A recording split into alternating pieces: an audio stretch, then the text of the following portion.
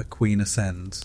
In the summer of 1837, the air in London carried the weight of transition. King William IV lay dying, and with his passing came the question of who would next occupy the throne of the world's most sprawling empire. The answer was not a seasoned statesman, nor a hardened general, but an 18-year-old girl who had until then lived in semi-seclusion under the strict eye of her mother and the controversial Sir John Conroy. Her name was Alexandrina Victoria. When she was roused at dawn with the news that she was now queen, she reportedly asked for an hour to compose herself before meeting her ministers, a telling detail that revealed both youthful vulnerability and a burgeoning sense of duty. The accession of Queen Victoria marked more than the replacement of one monarch with another. It symbolized a generational shift. The new queen's reign would stretch across 6 decades, long enough to encompass vast technological revolutions, wars fought on distant frontiers, and profound cultural change at home. In many ways, the Victorian era itself takes its name from that morning in June when a teenager became the sovereign of an empire that spanned the globe. Scholars still debate whether Victoria truly shaped her age, or whether the age merely imprinted itself upon her, but the two are now inseparable in memory. One of the striking quirks of this early moment was Victoria's insistence on breaking from the suffocating control of her mother's household. For years, she had been subjected to what came to be known as the Kensington system, a rigid set of rules designed to keep her dependent and isolated. No walking downstairs unaccompanied, no close friends outside approved circles, no private time. Yet, within hours of becoming queen, she demanded to see her ministers alone, without her mother hovering nearby. It was a small gesture, but it announced her in depot, indents with surprising clarity. At her coronation in Westminster Abbey 2 years later, the spectacle embodied both tradition and the uncertainties of the moment. The crown itself, an object of glittering continuity, was placed upon a figure still learning the art of monarchy. The event was remembered less for its flawless execution than for its symbolism. Pages stumbled, rituals were misread, even the Archbishop bungled his lines. And yet the public was entranced. Crowds filled the streets, eager to glimpse their young queen, their expectations draped more in hope than in certainty. Beyond Britain's borders, the world was already moving quickly. The 1830s were years of upheaval. Revolutions simmered across Europe, the United States wrestled with its own identity, and the Industrial Revolution gathered unstoppable pace. The British monarchy, once dismissed as a relic, suddenly seemed rejuvenated by youth. Foreign observers were curious, sometimes sceptical. Could this girl be more than a symbolic figurehead? Could she navigate the complex machinery of empire, parliament, and public opinion?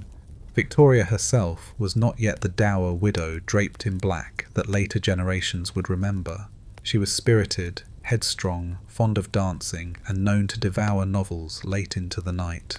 Diaries from those early days reveal a mixture of delight and anxiety. She once gushed about her dogs and operas in the same breath as she fretted about political briefings. It is this blend of ordinariness and destiny that makes her ascent so captivating. The empire she inherited was powerful but fragile in places. Industrial towns were restive, Ireland seethed with discontent, and colonial ventures often teetered between profit and disaster. Scholars still debate whether her rise to the throne truly changed the course of Britain, or whether it merely coincided with larger forces of industrialization, urbanization, and imperial expansion. What is clear is that Victoria's accession offered a focal point, a human face, for an age about to undergo relentless transformation. The story of her reign begins not with triumphalism, but with the quiet determination of a young woman confronting a crown almost too heavy for her shoulders. The shadow of 1837. The year Victoria mounted the throne was one marked less by pageantry than by disquiet. Britain in 1837 was an uneasy giant. its limbs strengthened by industry but racked with growing pains. The air over Manchester, Leeds and Birmingham hung thick with smoke, the smell of coal and iron rising like a permanent incense of progress. Factory whistles punctuated the day, dictating the rhythm of life as surely as church bells once had. Workers trudged through soot-darkened streets, their wages meagre, their homes often cramped and unsanitary. For them, the reign of a new queen was little more than a distant curiosity. This was also the age of the so-called Hungry Forties looming just ahead. Economic downturns and crop failures would soon push thousands into hardship, while political movements like Chartism simmered with the demand for greater representation. In 1837 itself, the Chartist petition had not yet shaken Parliament, but whispers of discontent already floated through taverns and workshops. Scholars still debate whether industrialisation was a blessing or a curse for Britain's working classes. It brought railways, jobs and urban growth, yet it also brought long hours, unsafe mills, and a gulf between rich and poor that seemed ever wider. At Victoria's coronation, one of the most telling symbols was not the crown upon her head, but the restless crowd outside. Among the cheering onlookers were also those who muttered about hunger and taxes. In rural England, traditional ways of life were vanishing as enclosure and mechanisation transformed farming. Ancient commons were fenced off, peasants displaced, and the timeless cycle of agricultural labour upended by machinery. The promise of work in cities drew migrants in droves, swelling urban populations beyond what infrastructure could bear. In these circumstances, slums flourished as unintended monuments to modernity. A quirky but revealing detail from the period is the rise of rag-and-bone men, scavengers who trawled through refuse for scraps of cloth, bone, or metal that could be resold. Their presence in cities like London spoke of both desperation and ingenuity, a reminder that beneath the polished facades of Georgian townhouses lay an economy of survival. These figures became part of the urban landscape, half pitied, half ridiculed, yet essential to the recycling of a rapidly industrialising society. Meanwhile, Britain's political order was still adjusting to the Reform Act of 1832, which had extended voting rights but left many dissatisfied. For some, reform had not gone far enough. For others, it had gone too far.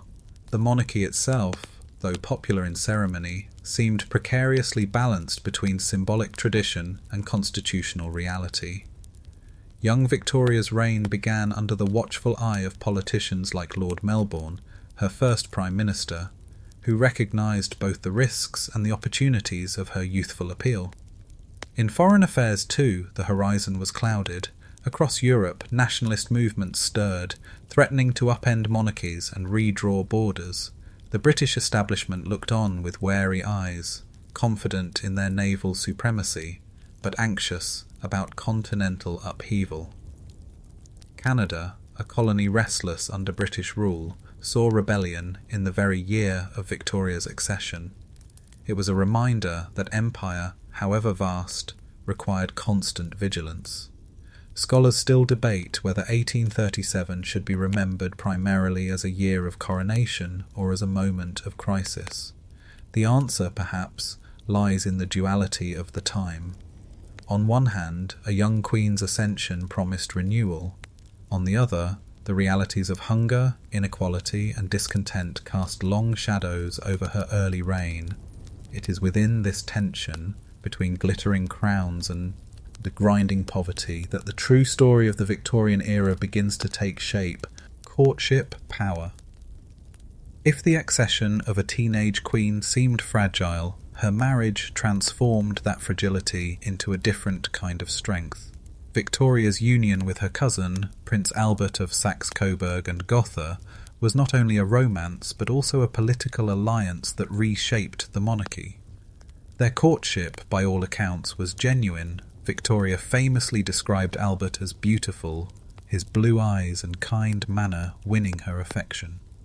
In a reversal of tradition, it was the Queen herself who proposed, for protocol forbade her future husband from asking. When they wed in 1840, the streets of London overflowed with crowds, their cheers signalling relief that the monarchy might now gain stability through family. But beneath the fairy tale trappings, power was being quietly renegotiated. Albert, though technically consort, was determined to carve out an influential role. He immersed himself in state papers, advised Victoria on appointments, and championed reforms. His interests extended from the arts to science to industry, culminating in the famous Great Exhibition of 1851, a showcase of British ingenuity beneath the vast glass roof of the Crystal Palace. Scholars still debate whether Albert was the driving intellect behind the monarchy's modernisation, or whether he merely amplified tendencies already present. Either way, his partnership with Victoria was decisive. The early years of their marriage were not without strain. Albert was viewed with suspicion by some Britons, dismissed as a foreign interloper meddling in affairs of state. Caricatures mocked his accent and manner, while critics fretted over undue German influence in government. Yet over time, his diligence won grudging respect. He supported the abolition of slavery, promoted educational reforms, and encouraged new technologies. At home, he and Victoria cultivated an image of domestic virtue that resonated with a middle class eager for moral exemplars. A quirky yet telling detail of their household was Albert's obsession with plumbing and sanitation. At Buckingham Palace, he pushed for modern bathrooms and improved drainage, a seemingly mundane concern that nonetheless symbolised the era's faith in progress. This passion for cleanliness, shared by reformers across Britain, linked personal comfort to public health, foreshadowing sweeping changes in urban life. It also illustrated the peculiar intimacy of their reign. The monarch's domestic choices became national trends. Their family life further amplified this effect. Victoria and Albert had 9 children, and their image as devoted parents helped craft the ideal of the Victorian family. Portraits and engravings of the royal household circulated widely, offering a sentimental vision of hearth and home. Of course, the reality was more complex. Victoria herself often confessed impatience with motherhood, describing pregnancy as a plague. Yet the public image endured, shaping societal expectations of family life for generations. Politically, Albert's role grew even as it remained constitutionally undefined. He advised Victoria during crises such as the 1848 revolutions that swept Europe, counselling caution and stability. He also took a strong interest in military matters, reorganising aspects of army administration. For Victoria, Albert was both confidant and intellectual partner, grounding her impetuous nature in measured judgment. Together, they forged a new model of monarchy, not aloof from the people, but domesticated, moralised, and aligned with progress. Still, scholars debate whether their partnership strengthened or diluted royal authority. Some argue that Albert's activism blurred the boundaries of constitutional monarchy, risking political entanglement. Others suggest that by embodying middle-class virtues, the couple preserved the crown at a time when republican sentiments were rising in Europe. What is certain is that their marriage redefined how monarchy could operate in a modernising world. The story of Victoria and Albert is not simply one of romance, though love was undoubtedly present. It is the story of power softened by intimacy, of politics cloaked in domestic imagery, of a monarchy remade not through conquest, but through courtship. In that sense, their union became one of the most consequential alliances of the 19th century. Hearth-home. If Albert and Victoria's marriage established the model, it was their domestic life that spread like wildfire through the cultural imagination of the age. The Victorian home, at least in idealised form, became a sanctuary of order and affection, a counterpoint to the noise and grime of the industrial city. Middle-class households, swelling in number thanks to commerce and industry, embraced this ideal with fervour. The family hearth was more than a fireplace, it was a symbol of stability, morality, and belonging. Architecturally, this ideal expressed itself in the rising popularity of terraced houses, semi-detached villas, and suburban retreats. Each was designed to emphasize separation of spheres, the public world of business and politics outside, and the private realm of domesticity within. Curtains, carpets, and parlours multiplied as signs of respectability. One might recall Charles Dickens's descriptions of warm but cluttered interiors, filled with books, bric-a-brac, and sentimental trinkets, an entire culture built around the home as theatre of virtue.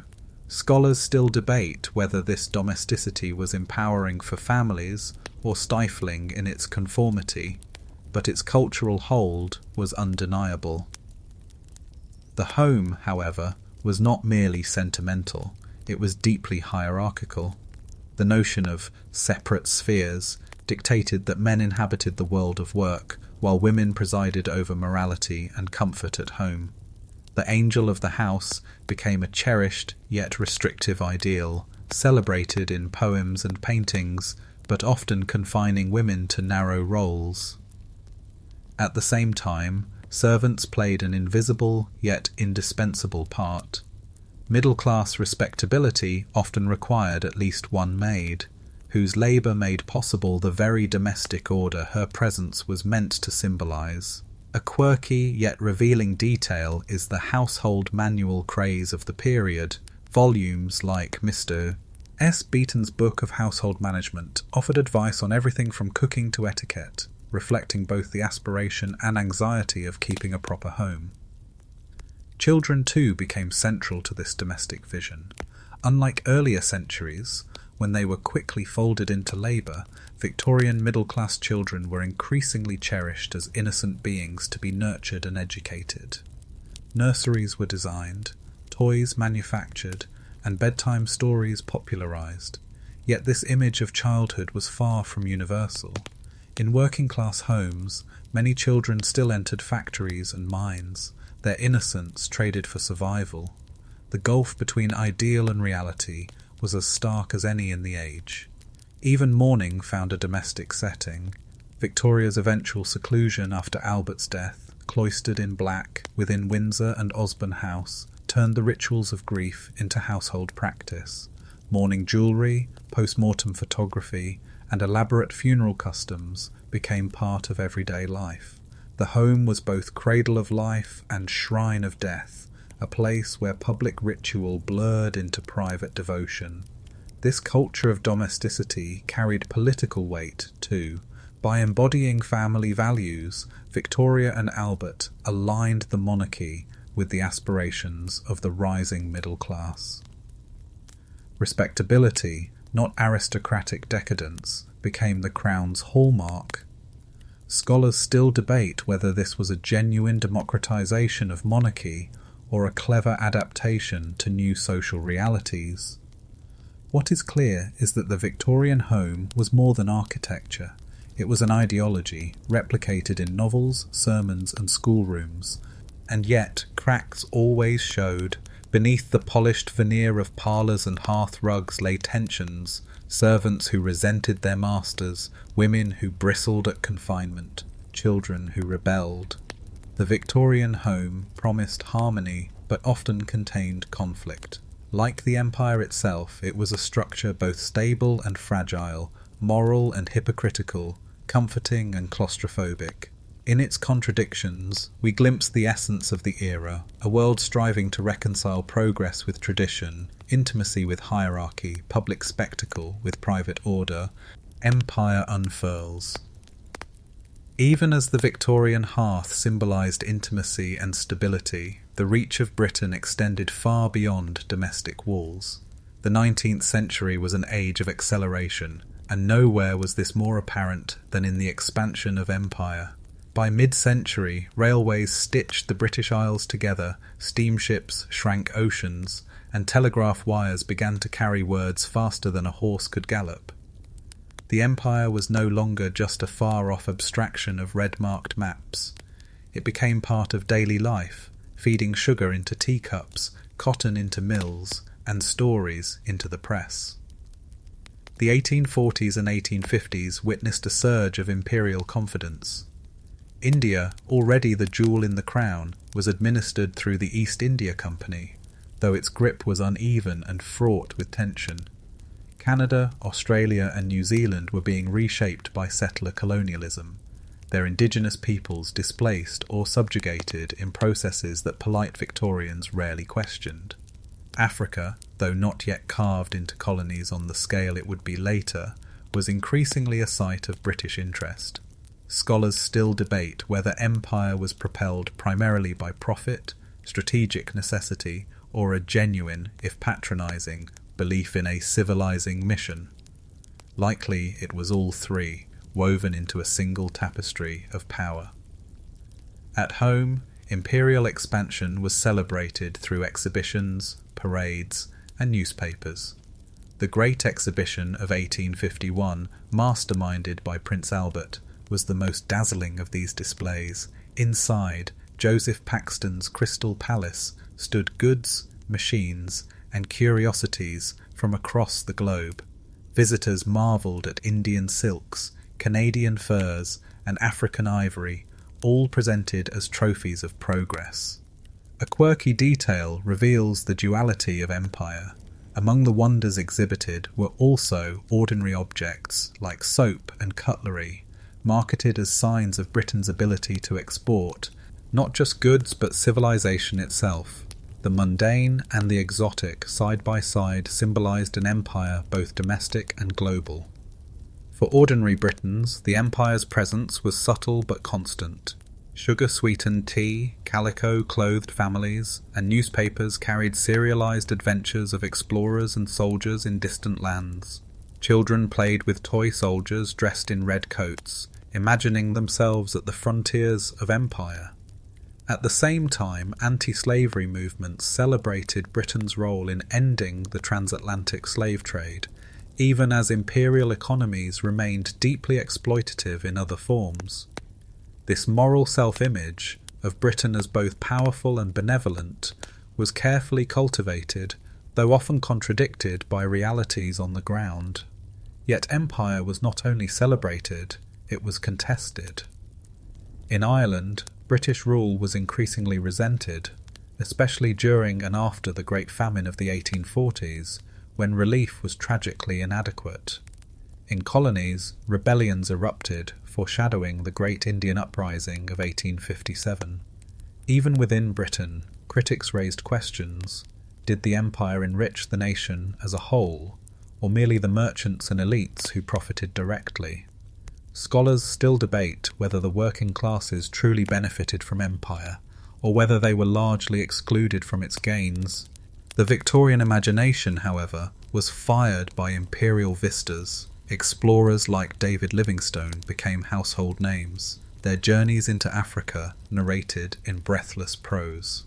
Missionary societies raised funds, appealing to audiences with stories of souls to be saved and lands to be tamed. The empire was thus both economic machine and cultural myth, a source of both material goods and moral identity. In the unfurling of empire, we see the paradox of the Victorian age.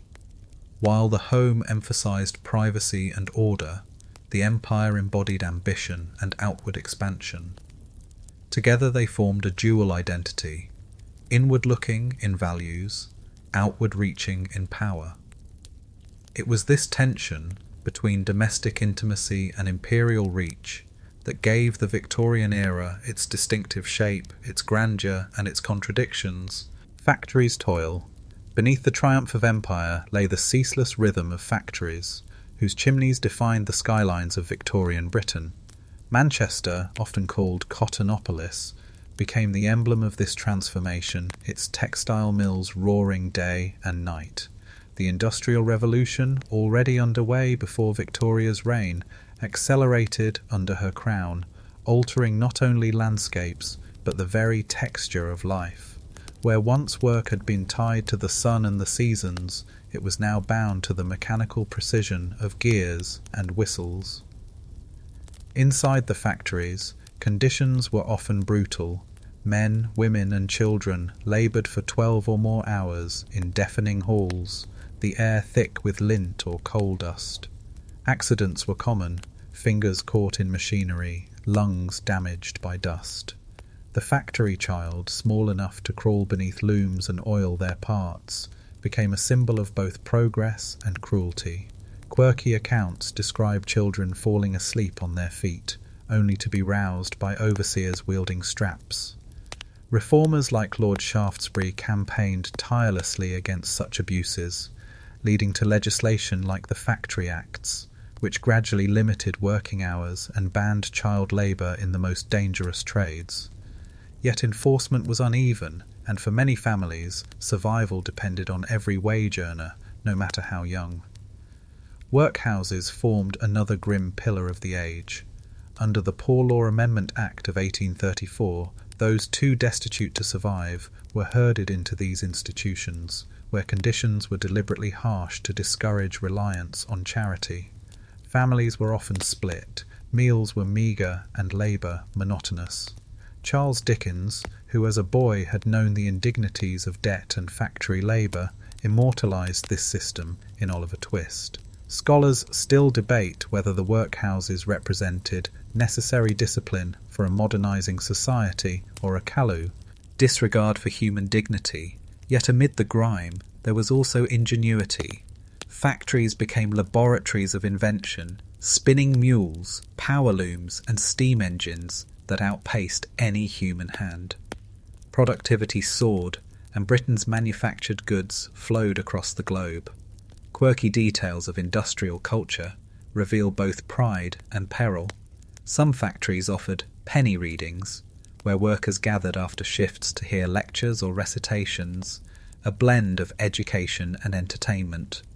Others became notorious for the constant haze of pollution, so thick in Manchester that residents joked you could not see across the street at midday. Urban centres swelled as people left rural villages in search of wages. Cities like Birmingham and Sheffield became synonymous with specialised trades, metalwork, cutlery, machinery, while Glasgow's shipyards launched leviathans of iron and steam. The cost was overcrowding, disease and crime. Cholera epidemics swept through cramped slums where open sewers ran beside homes. Reformers like Edwin Chadwick pushed for sanitation reforms, laying the groundwork for modern public health. The relationship between factory and empire was symbiotic. Cotton, for example, arrived from colonies or from the American South, spun in British mills, then re-exported as finished cloth. Workers at home thus depended on enslaved or colonised labour abroad, a connection rarely acknowledged in polite Victorian drawing rooms. Scholars still debate whether Britain's industrial dominance was the fruit of innovation alone, or whether it rested equally upon exploitation and global networks of coerced labour. Yet for all its hardships, the factory was also a place of aspiration. Some workers saved wages to educate their children, hoping they might escape the cycle of toil. Friendly societies, trade unions and cooperatives began to emerge, fragile but determined in their insistence on dignity. The very engines that ground down lives also stirred dreams of reform and solidarity. Factories, then, were both crucible and cage. They forged the wealth that underpinned Britain's empire, while chaining millions to repetitive, exhausting labour.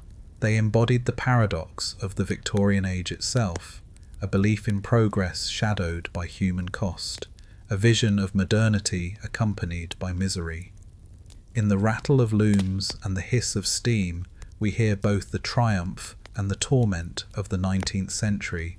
The urban labyrinth. If factories provided the heartbeat of Victorian industry, the cities that grew around them became the era's most dramatic stage. London, in particular, swelled into a metropolis unlike any the world had ever seen. By mid-century, its population exceeded 2 million, and by the time Victoria's reign ended, it had doubled again. The city was a maze of contrasts, grand boulevards alongside squalid alleys, glittering theatres, a short walk from foul-smelling slums. Dickens, ever the keen observer, called London a monstrous place, at once terrifying and enthralling. The growth of cities created wonders of modern infrastructure. The Thames was spanned by new bridges, gas lamps lit streets at night, and by the 1860s, Londoners could descend into the world's first underground railway. Yet urban progress often collided with urban decay.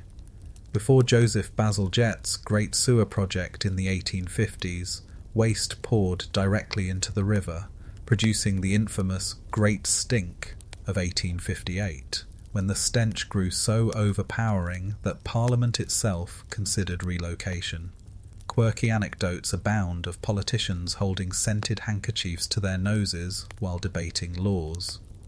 Housing was a persistent crisis, the working poor crammed into rookeries, labyrinthine tenements where entire families shared a single room, and sanitation was virtually non-existent. In contrast, the rising middle class retreated to suburban developments, their red brick villas accessible by train. This division etched class into the very geography of cities. Scholars still debate whether urban growth truly uplifted the poor through new opportunities or merely deepened cycles of poverty and disease. Crime flourished in these dense quarters. London became infamous for its pickpockets, prostitutes, and street gangs, immortalised in both sensational journalism and penny dreadfuls, the creation of thefts. The Metropolitan Police in 1829, just before Victoria's reign, was part of the city's effort to impose order. Policemen in blue uniforms, quickly nicknamed bobbies after Sir Robert Peel, patrolled streets where once only night watchmen had ventured. Their presence became both reassuring and resented, symbols of a state increasingly invested in regulating daily life. Alongside crime came philanthropy. Urban poverty inspired reformers and charities, many rooted in religious conviction. Ragged schools offered basic education to street children, missions distributed food and clothing. Yet charity was often mixed with moral judgment, as reformers sought not only to relieve suffering, but to instill discipline. A quirky institution was the soup kitchen, which offered nourishment but often only to those deemed deserving. The city thus became a laboratory of both compassion and control. The urban labyrinth was also a site of entertainment. Music halls flourished, offering bawdy songs and comic sketches to working-class audiences, while opera houses and theatres catered to elites. Pleasure gardens like Vauxhall provided spaces where classes could mingle, though not always comfortably. Markets, fairs, and street performers kept public life lively. Even poverty became spectacle, with slum tours conducted for curious middle-class visitors. London was not alone. Manchester, Birmingham, Glasgow, and Liverpool each developed their own distinct urban character, bound by industry and commerce. Glasgow's shipyards churned out vessels that carried empire across seas, while Liverpool became the vital artery of Atlantic trade. Each city mirrored the contradictions of progress, innovation coupled with inequality, grandeur shadowed by grime. Scholars still debate whether Victorian cities should be remembered as engines of opportunity or as crucibles of misery. The truth lies in their duality. They were labyrinths, to be sure, spaces of bewildering complexity where one could step from marble-clad banks into crime-ridden alleys within minutes. Yet they were also crucibles of culture, politics, and identity. To walk through a Victorian city was to glimpse the contradictions of the age itself, splendour and squalor, hope and despair side by side, science wonder. If the factories and cities embodied the material transformation of Victorian Britain, its intellectual world was no less radical. The 19th century was an age of wonder, when science began to challenge not only old assumptions about nature, but also humanity's place within it. Lecture halls filled, scientific societies flourished, and ordinary citizens purchased tickets to demonstrations that promised glimpses of invisible forces. Electricity, magnetism, and evolution were no longer abstractions. They became part of dinner-table conversations. serialized in magazines and dramatized in novels. Charles Darwin's On the Origin of Species, published in 1859, remains the most famous milestone. With its theory of natural selection, Darwin offered a vision of life not divinely fixed, but shaped by adaptation and struggle. It was a revelation that unsettled traditional belief, prompting fierce debate across parlours and pulpits alike. Scholars still debate whether Darwin himself intended to ignite such cultural upheaval, or whether his ideas were amplified by the anxieties of the time. What is certain is that his book forever altered how Victorians, and indeed the world, understood the natural order. But Darwin was not alone. Michael Faraday, son of a blacksmith, became one of the most celebrated experimentalists of the age, demonstrating the principles of electromagnetism. His lectures at the Royal Institution were legendary. Crowds gasped as sparks leapt, wires hummed, and coils crackled. A quirky anecdote recounts how Faraday, when asked about the practical use of electricity, replied simply, "Of what use is a newborn baby?" The remark captured the Victorian faith that curiosity itself could yield future revolutions. Indeed, Faraday's discoveries laid the foundation for technologies that power our lives even now. The Victorians were fascinated not only with science, but with the spectacle of discovery. Natural history museums filled with fossils, shells, and taxidermy specimens, each labelled as fragments of an expanding universe of knowledge. Expeditions returned from the Pacific or Africa with crates of curiosities, plants, animals, artifacts that were displayed as both scientific evidence and imperial trophies. For the first time, ordinary citizens could wander galleries and marvel at creatures they would never encounter in daily life. Public science became entertainment. Magic lantern shows projected images of the microscopic world, while panoramas and dioramas simulated distant landscapes. Amateur societies sprouted in towns, where enthusiasts debated geology, astronomy, or the classification of insects. A quirky example is the craze for fern collecting, or pteridomania, which swept through parlours and gardens in the mid-century, turning a humble plant into a symbol of scientific fashion. Yet alongside wonder came unease. The more Victorians peered into the natural world, the more they realised its indifference to human notions of order. Geology revealed a planet far older than the biblical chronology allowed. Microscopy exposed swarming life in a drop of water, invisible but teeming. Telegraphy sent messages across continents in moments, shrinking the world and unsettling ideas of time and distance. Scholars still debate whether the Victorian embrace of science was wholehearted or tinged with anxiety, that each new discovery expanded knowledge while eroding certainty. Science also fed ambition. Engineers applied principles of mechanics to railways and bridges. Chemists developed dyes and medicines that reshaped industries. The era's obsession with classification, cataloguing plants, charting stars, organizing knowledge, reveals both its thirst for mastery and its fear of chaos. To name was to control, to measure was to believe, even if the mysteries of the universe always receded a step further. The Victorian age thus became a theatre of intellectual daring. In lecture halls, laboratories, and even suburban parlours, people leaned forward to glimpse forces that had once been hidden.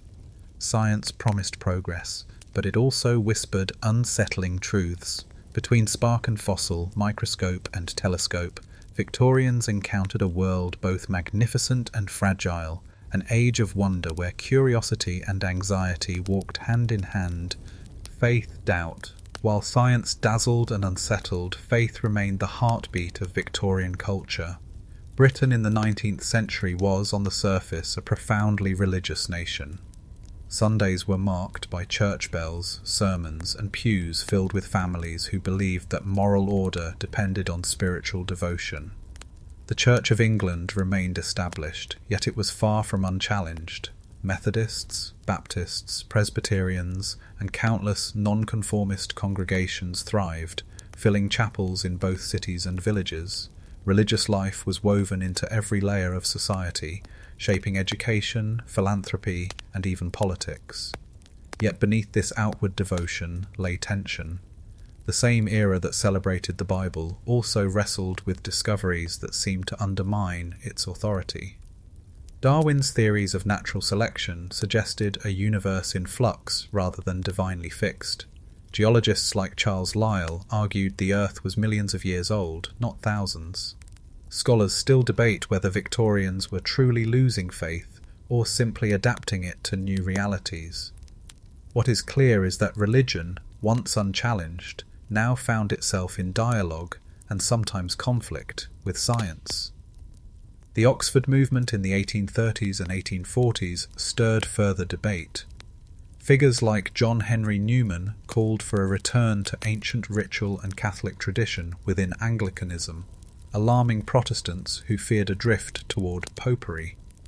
Newman's eventual conversion to Roman Catholicism shocked the establishment, revealing deep fissures within the Church.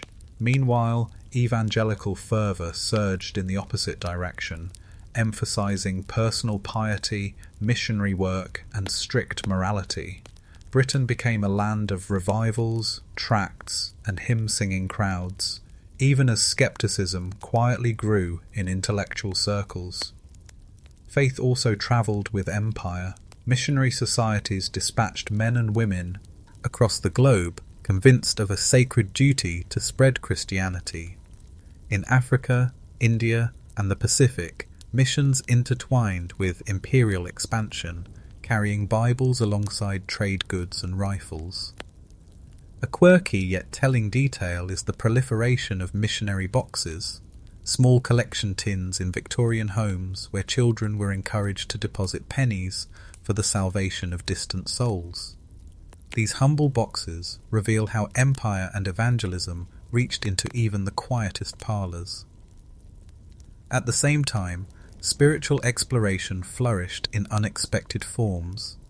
The mid-century witnessed a fascination with seances, table-turning, and mediums claiming to channel the dead. Spiritualism appealed to those grieving loved ones lost to war, disease, or distant colonial service. Queen Victoria herself, devastated after Albert's death, attended seances, desperate for contact.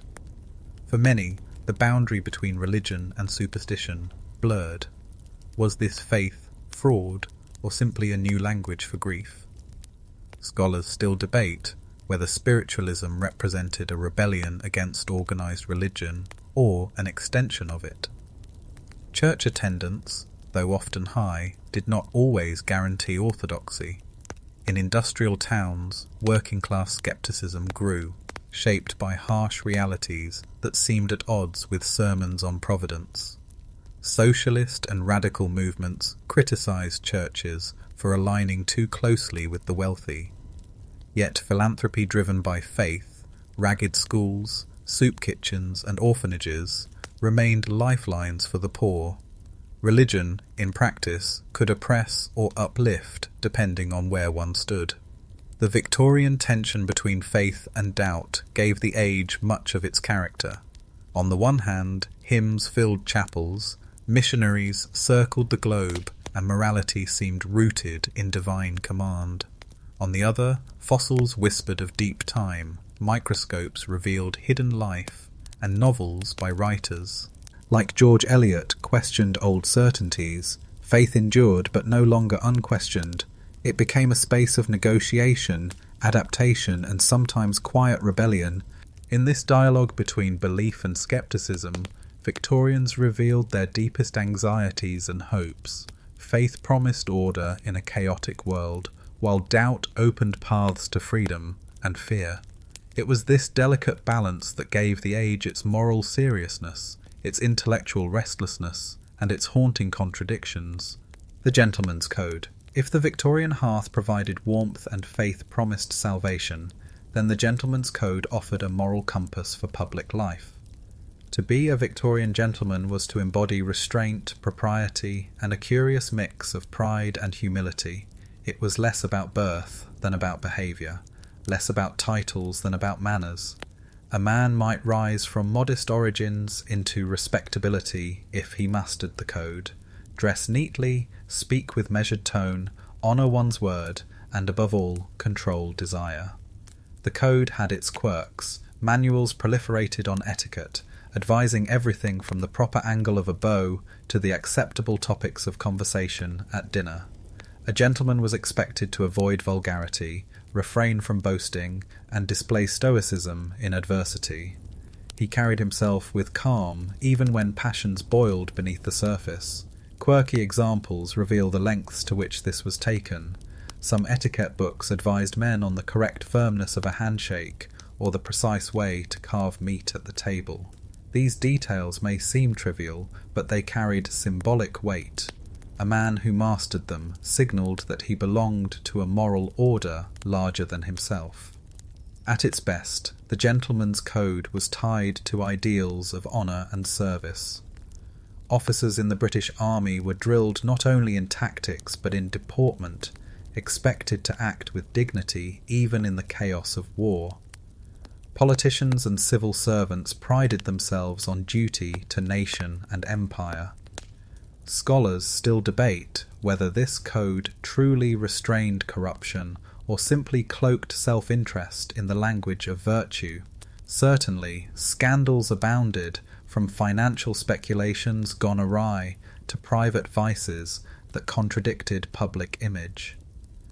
The code extended into notions of sexuality and gender. Respectable men were expected to protect women, uphold chastity, and model self-control. Yet brothels flourished in every major city, and venereal disease spread widely among soldiers and workers alike. The Contagious Diseases Acts of the 1860s, which subjected suspected prostitutes to invasive examinations, revealed the double standard.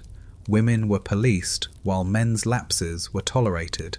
The gentleman's code, it seemed, was as much about appearances as realities. Education reinforced these ideals. Public schools like Eton, Harrow, and Rugby sought to instill not only knowledge but also character. The cult of muscular Christianity linked athletic vigour to moral uprightness, producing men who were supposed to be both pious and robust. On rugby fields and cricket pitches, boys were trained to accept defeat with grace, to work as a team, and to carry those lessons into imperial service. Quirky rituals, like singing hymns before matches, turned sports into moral theatre. For the middle classes, the code was aspirational. Clerks, shopkeepers, and professionals adopted its manners to signal respectability. The line between gentleman and non-gentleman blurred, eroded by wealth and education. By the late century, the term had shifted from a marker of aristocracy to a broader symbol of moral standing. A factory owner might be vulgar if ostentatious, while a modest schoolteacher might be called a gentleman if dignified. Still, the code carried contradictions. It preached moderation, yet empire encouraged ambition. It demanded honesty, yet politics thrived on manoeuvre. It upheld chivalry, yet gender hierarchies remained stark. Scholars still debate whether the Victorian gentleman was a genuine moral figure or a carefully curated performance. Perhaps he was both, an ideal to aspire to and a mask to wear. In the end, the gentleman's code was less about individual men than about an entire society's hunger for order in a changing world.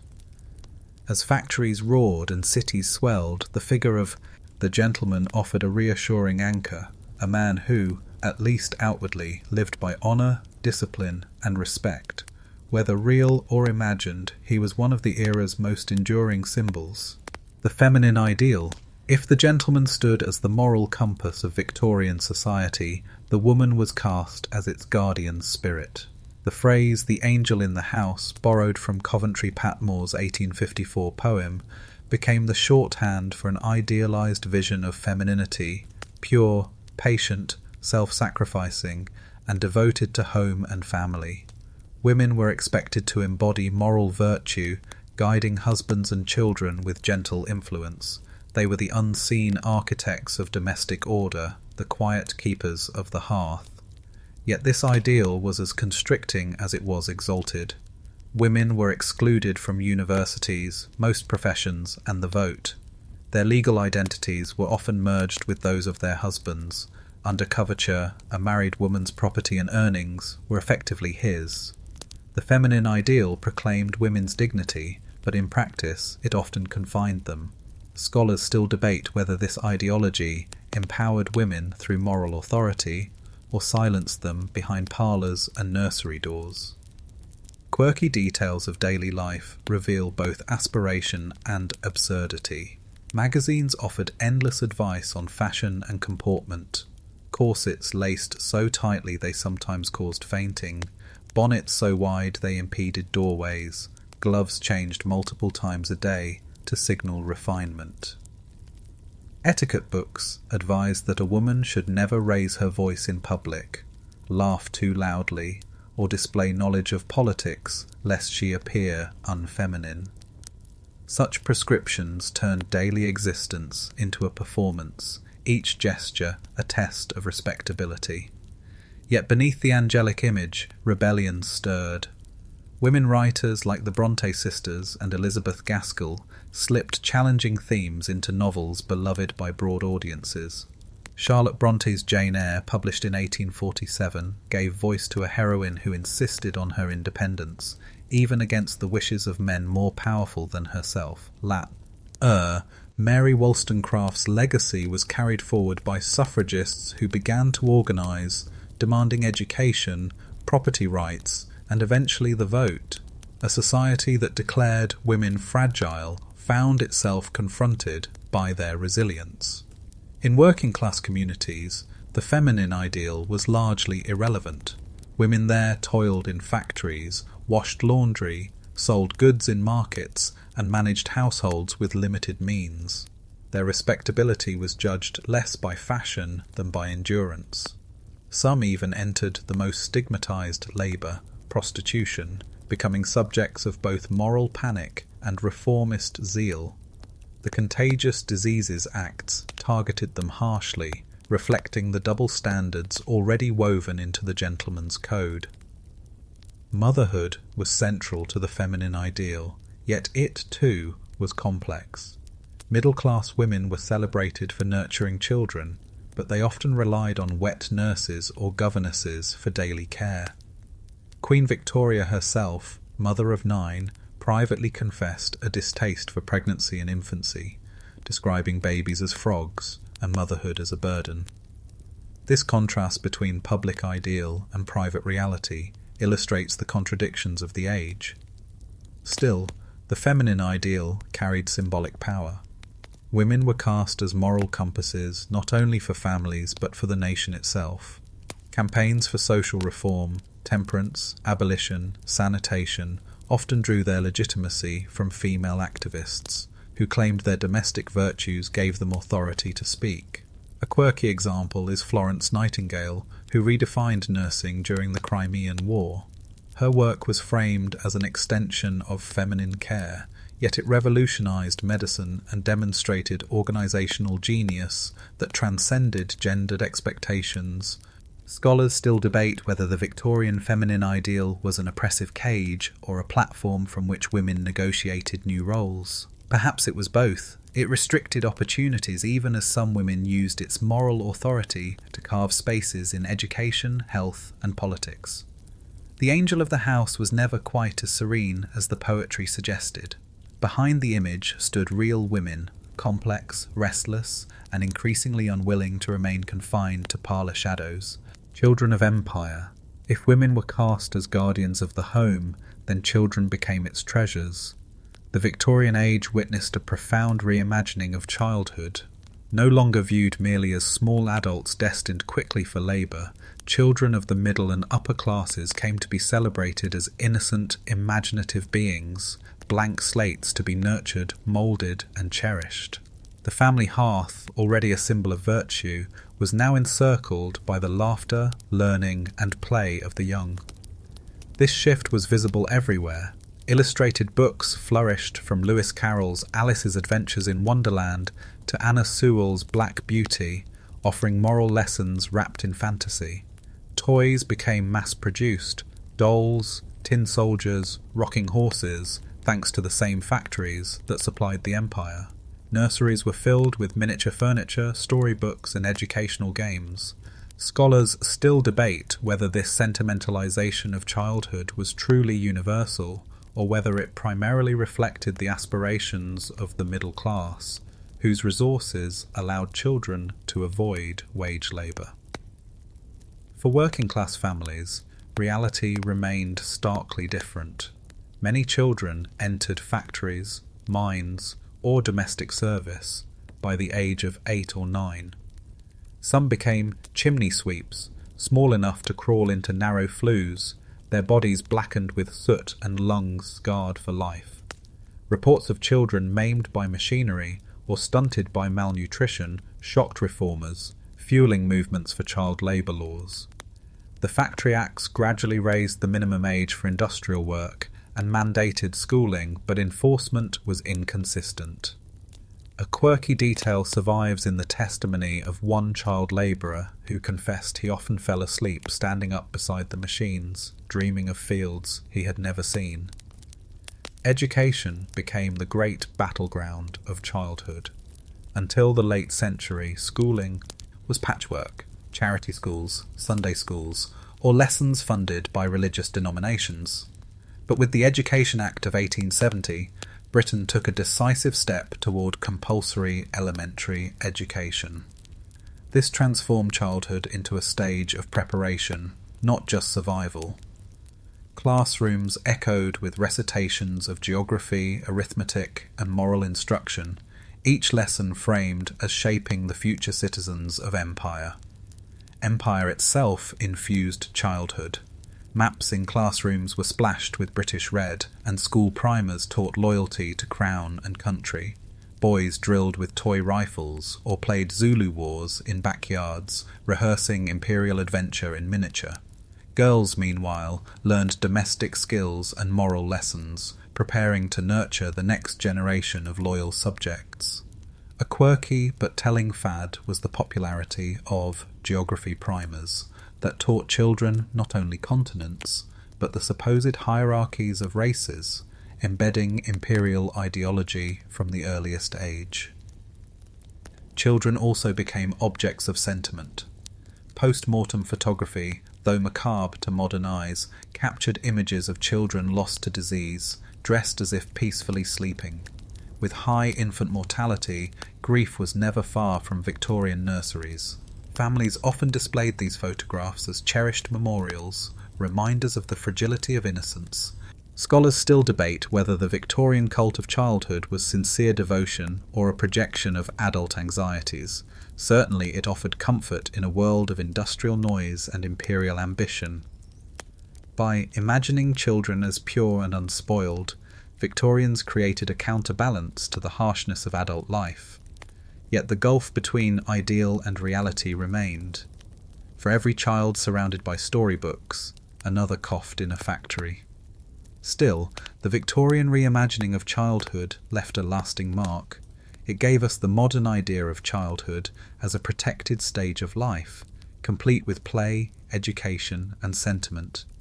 In the laughter of Alice tumbling down her rabbit hole, or the stern lessons of a schoolroom, we glimpse the duality of an age that cherished children even as it often exploited them. Childhood, like the empire itself, was a realm of innocence and control, wonder and discipline, myth and reality, spectacle, leisure. If factories symbolised toil and nurseries innocence, then leisure revealed how Victorians sought respite from the grind of modern life. Entertainment became both an escape and a mirror of society, drawing people from all classes into spaces of spectacle, laughter and diversion. Music halls, pleasure gardens, seaside resorts, and fairs offered not only amusement but also a stage where the contradictions of the age, respectability and vulgarity, order and chaos, played themselves out. The music hall was perhaps the most democratic of entertainments. In smoky venues, audiences of workers, clerks, and even the occasional aristocrat roared with laughter at comic songs, bawdy sketches, and slapstick routines. The repertoire ranged from patriotic ballads to cheeky ditties, mocking authority. A quirky detail, patrons were often served food and drink throughout performances, leading critics to sniff that the music hall was less theatre than pub with a stage. Yet these halls became cultural institutions, shaping popular taste and giving rise to stars whose songs echoed through streets and factories alike. For the middle classes, leisure took on more respectable forms. Theatres flourished, showcasing Shakespearean revivals, melodramas, and operettas by Gilbert and Sullivan. The Crystal Palace, repurposed after the Great Exhibition, hosted concerts and exhibitions that blended culture with recreation. Pleasure gardens like Vauxhall and Cremorne offered promenades beneath lantern-lit trees, fireworks displays and dancing, though they also drew suspicion as sites of moral laxity. Scholars still debate whether such venues represented the democratization of culture or the dilution of high art into mass spectacle. Seaside resorts emerged as quintessential Victorian retreats. With railways making coastal towns accessible, workers and families flocked to Brighton, Blackpool and Scarborough. Bathing machines, wooden carts wheeled into the surf, allowed bathers to enter the water modestly, shielded from prying eyes. Punch and Judy shows entertained children, while piers offered promenades above the waves. A quirky fad was the consumption of seawater, believed to have curative properties, with vendors selling it by the glass. The seaside became not only a holiday, but a therapy, blending health with hedonism. Fairs and exhibitions reflected the age's hunger for spectacle. Travelling circuses showcased acrobats, exotic animals, and clowns, thrilling audiences in both villages and cities. Theatres of science offered demonstrations of electricity, chemistry, or phrenology, mixing education with showmanship. The Great Exhibition itself, though designed to showcase industry, was also a vast entertainment. 6 million visitors marvelled not just at machinery, but at the sheer spectacle of human achievement under glass. Leisure, however, was never divorced from morality. The respectable classes worried about the corrupting influence of cheap entertainments, associating music halls and fairs with drunkenness and vice. Reformers promoted alternatives, temperance meetings, Sunday schools, and wholesome recreation. Yet even these bore the stamp of spectacle. Temperance parades with banners and brass bands rivaled any carnival in their pageantry. Sport, too, rose to prominence. Cricket and football evolved from village pastimes into organised competitions, codified with rules and institutions. Football clubs sprang up in industrial towns, offering workers new identities beyond factory walls. The 1872 England-Scotland football match marked the beginning of international competition. Meanwhile, upper-class pursuits like hunting and rowing continued, though increasingly paralleled by mass spectator sports. Scholars still debate whether Victorian art reinforced class divisions or blurred them by offering common ground. Leisure was also shaped by empire. Exhibitions displayed colonial artifacts, while human zoos shamefully exhibited people from Africa or Asia as curiosities. Such spectacles reinforced imperial ideologies, presenting domination as entertainment. Yet at the same time, leisure offered moments of genuine joy, workers cheering at football matches, families strolling along piers, lovers promenading in gaslit gardens. In leisure, as in labour, Victorians revealed their contradictions. They longed for escape, but even in play they rehearsed their social divisions, their imperial pride, their moral anxieties. Still, in the music hall's laughter, the roar of a football crowd, or the salt spray of a seaside holiday, they discovered moments of freedom, a reminder that even in an age of discipline and duty, the human need for delight could not be contained. The written word. If leisure gave the Victorians laughter and respite, literature gave them reflection, imagination, and moral debate. The written word flourished in the 19th century as never before. Rising literacy rates, cheap printing, and circulating libraries brought books and periodicals into homes across the social spectrum. Reading became not only an elite pastime, but a mass habit, shaping how people thought, dreamed, and even governed themselves. Charles Dickens stood at the centre of this literary landscape. His serialised novels, Oliver Twist, Bleak House, Great Expectations, arrived chapter by chapter in magazines, accessible even to readers of modest means. Crowds awaited each instalment, discussing cliffhangers as eagerly as modern audiences dissect television series. Dickens combined satire, social critique, and unforgettable characters, drawing attention to workhouses, slums, and child labour. A quirky anecdote tells of American readers storming New York docks to ask arriving ships, "Is Little Nell dead?" So desperate were they to know the fate of a Dickens heroine. Scholars still debate whether Dickens's sentimental portrayal softened or sharpened calls for reform, but his cultural power was undeniable. The Bronte sisters, Charlotte, Emily, and Anne, crafted novels that defied convention. Jane Eyre, Wuthering Heights, and The Tenant of Wildfell Hall presented heroines of passion, independence, and defiance, unsettling readers accustomed to docile angels of the house. Their isolated upbringing in Haworth Parsonage, on the edge of Yorkshire moors, gave their fiction a haunting intensity.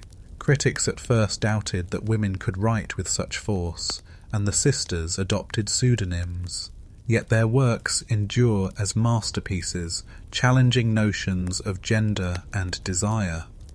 Other literary voices enriched the era. Elizabeth Gaskell chronicled industrial May. Enchester in Mary Barton and North and South, blending social realism with compassion. George Eliot, pen name of Mary Ann Evans, brought psychological depth to characters in Middlemarch, a novel often hailed as one of the greatest in English. Poetry thrived too, with Tennyson, the laureate of empire, giving voice to both triumph and melancholy. His In Memoriam AHH wrestled with grief and doubt, mirroring an age caught between faith and science. Not all literature was lofty. Penny Dreadfuls, cheaply printed tales of crime, horror, and adventure, captivated young and working-class readers. For a penny, one could follow the grisly exploits of Sweeney Todd or Varney the Vampire. These lurid tales shocked moralists but thrilled audiences, much as pulp fiction or comic books would in later centuries. A quirky fact: some penny dreadfuls sold in the hundreds of thousands, rivaling the circulation of respectable newspapers. Scholars still debate whether such literature corrupted youth or democratized reading by offering cheap entry into a literary world. Periodicals and newspapers expanded as well. The Illustrated London News brought images of wars, ceremonies, and disasters into living rooms thanks to advances in engraving. Political magazines like Punch satirized everything from parliamentary debates to fashion fads, wielding humour as a weapon of critique. The explosion of print culture meant that information, ideas, and entertainment flowed with a speed and reach unprecedented in history. Reading itself carried symbolic weight. In parlours, families gathered for evening readings aloud, turning literature into collective experience. Public libraries, funded by philanthropists and reformers, offered access to books once beyond the reach of the poor. For women especially, reading could be both pastime and rebellion, a quiet assertion of intellect in a culture that often silenced their voices. The Victorian written word was not merely art, it was infrastructure for imagination and identity. It allowed readers to see themselves reflected, to critique their world, or to escape it entirely. Scholars still debate whether literature in this age primarily reinforced social norms or eroded them, but perhaps it did both. In Dickens's Foggy Streets, in Bronte and Moore's, in Penny Dreadful Gore, Victorians encountered themselves, flawed, striving, haunted, and hopeful. In the end, the written word was the empire's most enduring export, not in cotton or coal, but in stories that still speak across centuries. Empire's blood price. The grandeur of the Victorian Empire did not come without cost. Beneath the glittering exhibitions and patriotic hymns lay the darker realities of war, rebellion, and sacrifice. Expansion and dominance were sustained not only by trade and diplomacy, but by blood, British and colonial alike. The mid-century in particular bore witness to conflicts that tested the empire's moral claims and revealed its vulnerabilities. The Crimean War, fought from 1853 to 1856, remains one of the most iconic. Britain, allied with France and the Ottoman Empire, sought to curtail Russian expansion. The war was waged far from home, yet it captured the British imagination with images of bravery and blunder. The infamous Charge of the Light Brigade in 1854, an ill-fated cavalry assault immortalised in Tennyson's poem, symbolised both reckless heroism and tragic mismanagement. Soldiers endured appalling conditions, with more deaths from disease than battle. A quirky yet transformative detail was Florence Nightingale's arrival in Scutari, where her tireless nursing and statistical innovations revolutionized military medicine. Scholars still debate whether the war truly secured British interests or merely revealed the flaws of its military system. Even more seismic was the Indian Rebellion of 1857, often called the Sepoy Mutiny. Sparked by grievances over cultural insensitivity, economic exploitation, and military practices, famously, the greased cartridges rumoured to offend both Hindu and Muslim soldiers, the uprising spread across northern India. British civilians were massacred in some places, rebels faced brutal reprisals in return. Entire villages were razed, and executions were carried out with grim efficiency. The rebellion shattered the illusion of unshakable imperial control. In its aftermath, the East India Company was dissolved, and India came directly under Crown Rule, with Victoria proclaimed Empress of India in 1876. Scholars still debate whether the rebellion was primarily a nationalist struggle, a mutiny of soldiers, or a patchwork of local grievances. Whatever its cause, its legacy was profound. The empire's jewel had revealed its fragility. Other conflicts marked the era. In Africa, campaigns against the Zulu, the Ashanti, and others unfolded with both military pomp and grim violence. In China, Britain fought 2 opium wars, forcing open ports for trade in a conflict steeped in both profit and hypocrisy.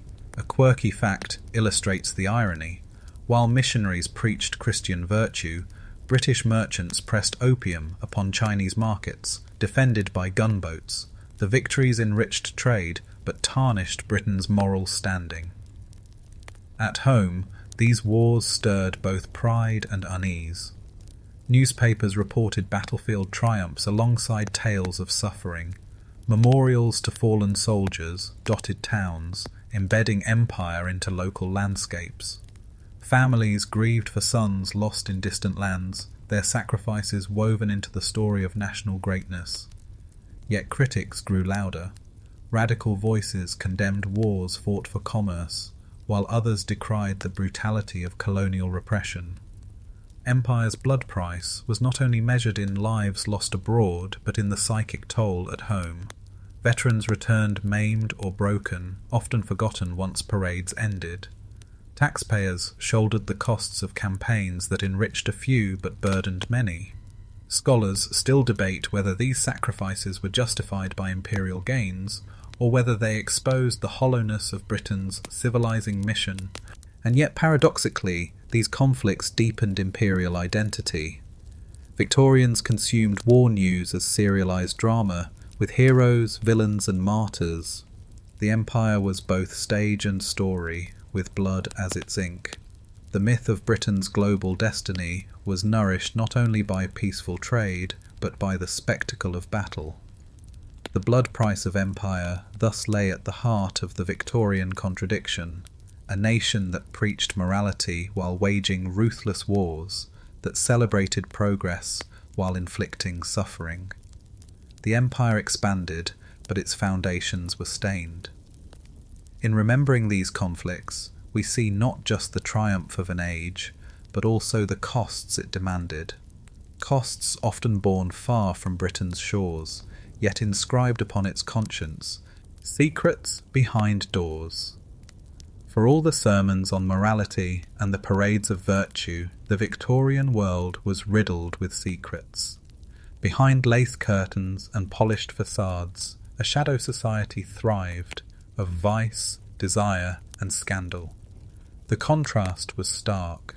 A culture that praised chastity and sobriety also tolerated, even depended on, hidden economies of sex and indulgence. To understand the age, one must step beyond parlours and into alleys, behind doors closed to polite company. Prostitution, for instance, was widespread.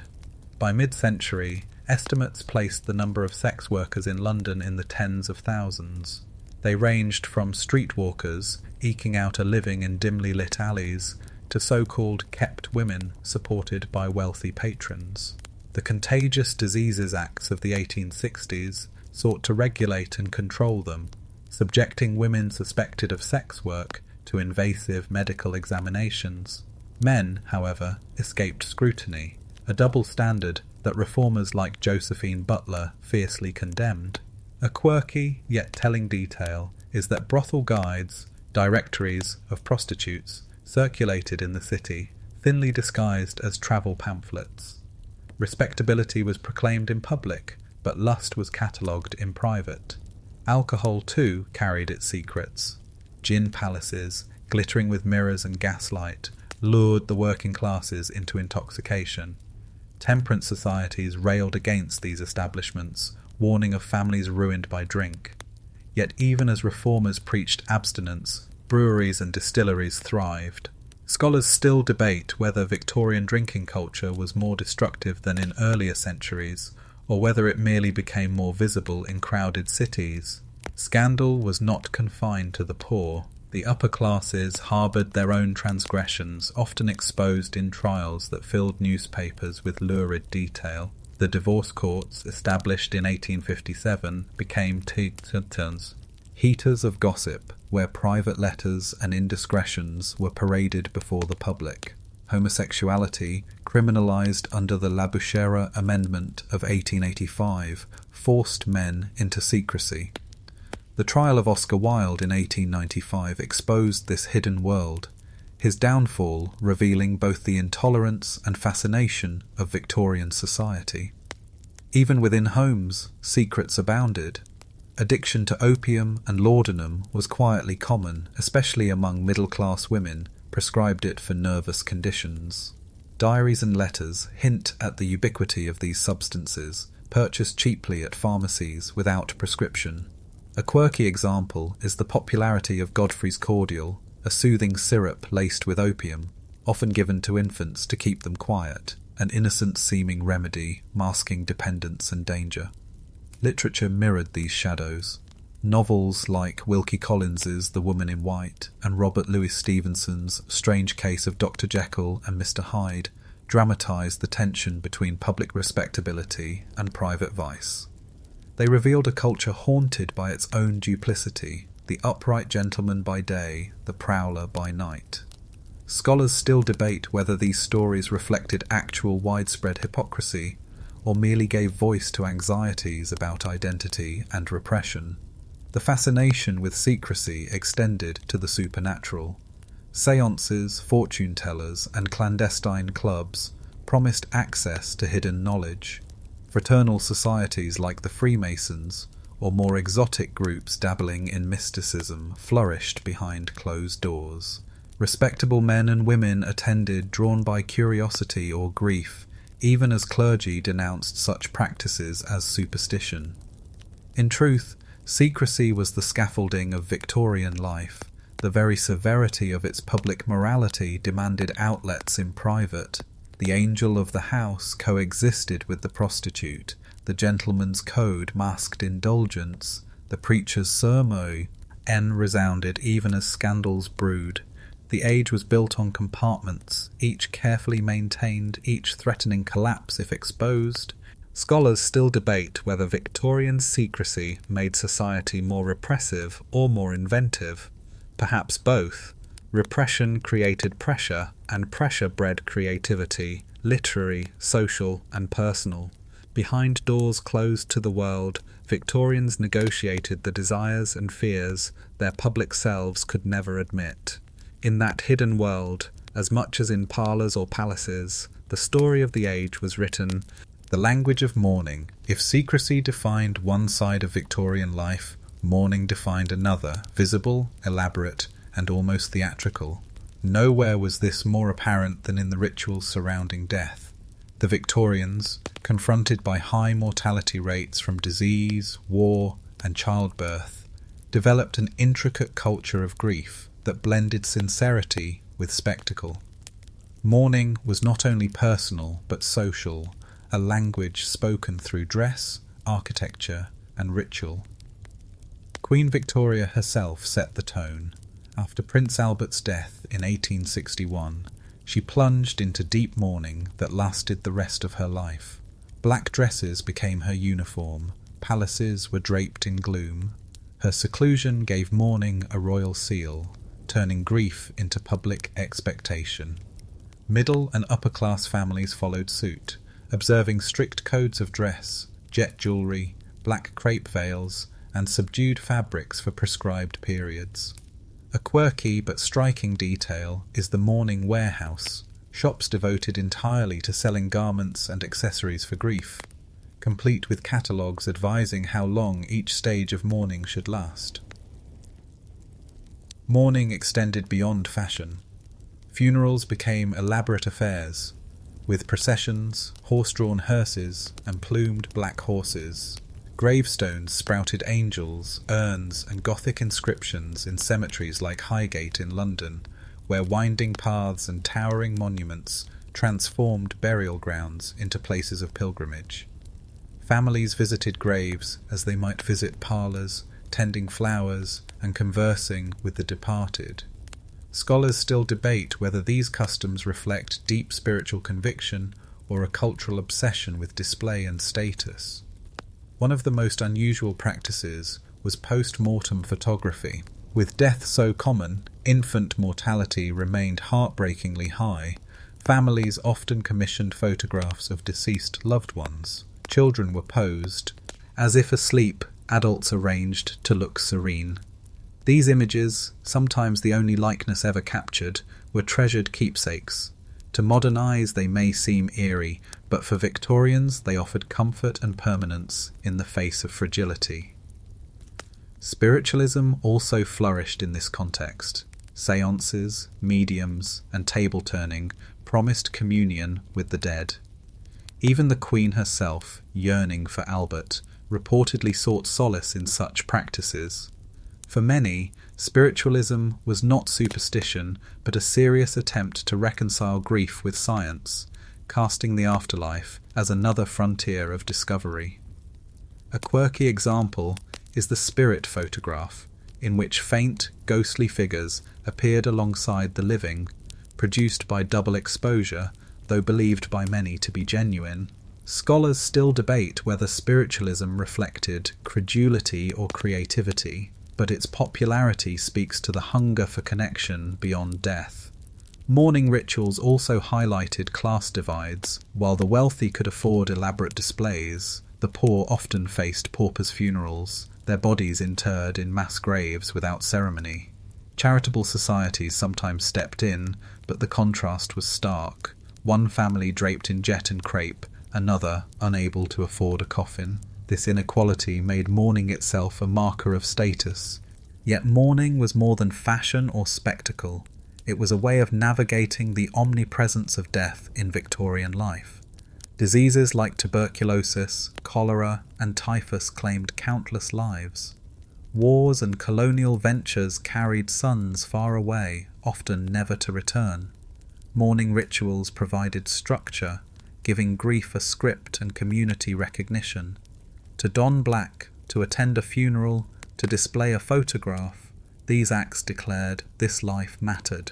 Scholars still debate whether the Victorian obsession with mourning was morbid fixation or profound resilience. Perhaps it was both. By surrounding death with ritual and beauty, Victorians confronted loss directly, transforming it into a public art. In the language of mourning, veils, photographs, stones, and seances, they wove grief into daily life, and in doing so, they left behind a culture where sorrow was not hidden but displayed, a testimony to both love and mortality, class contradiction. The Victorian age was a pyramid of wealth and want, its grandeur balanced precariously upon inequality. Aristocrats still commanded great estates, their halls lit by chandeliers, and their sons sent to Eton or Oxford. Yet beneath them surged a rising middle class, industrialists, merchants, clerks, eager to claim respectability through manners, homes, and education. And at the base stood the working poor, countless families, labouring in factories, mines, and domestic service, struggling to keep hunger at bay. The contradictions of class shaped daily life, etched into speech, dress, and geography. The aristocracy retained prestige, though its power waned as new fortunes rivaled old titles. Their country houses displayed opulence, galleries of portraits, vast dining halls, manicured gardens, but the upkeep was immense. Some lords leased land for industry, others entered Parliament, while a few slid quietly into debt. Quirky anecdotes reveal how fragile grandeur could be. One duke, famed for lavish dinners, was rumoured to sell heirlooms in secret to maintain appearances. Scholars still debate whether the Victorian aristocracy remained dominant or was slowly eclipsed by industrial wealth. The middle class became the true engine of change. Shopkeepers, clerks, lawyers, and manufacturers built red brick villas on city outskirts, their parlours filled with books, pianos, and ornaments that signalled refinement. They sent sons to grammar schools, daughters to finishing academies, aspiring to emulate gentry manners. Respectability became a currency, measured not only in income but in conduct, sobriety, thrift, propriety. A quirky symbol of this ambition was the proliferation of china dogs, mass-produced ornaments proudly displayed on mantels, once mocked as vulgar but cherished as tokens of middle-class pride. The working classes, meanwhile, lived in condition, ends often starkly at odds with the ideals celebrated above them. Families crowded into tenements, their diets of bread, potatoes and tea barely sustaining them. Children's wages were crucial. Women's labour, whether in textile mills or as laundresses, was indispensable. Mutual aid societies and trade unions provided some solidarity, but survival often left little room for dignity. Scholars still debate whether industrial wages truly improved over the century, lifting workers gradually, or whether poverty remained largely unrelenting beneath shifting averages. Domestic service bridged these worlds. A maid in a middle-class home glimpsed comfort, but rarely shared it. Servants were bound by strict codes, silent in presence, invisible in labour, yet ever available.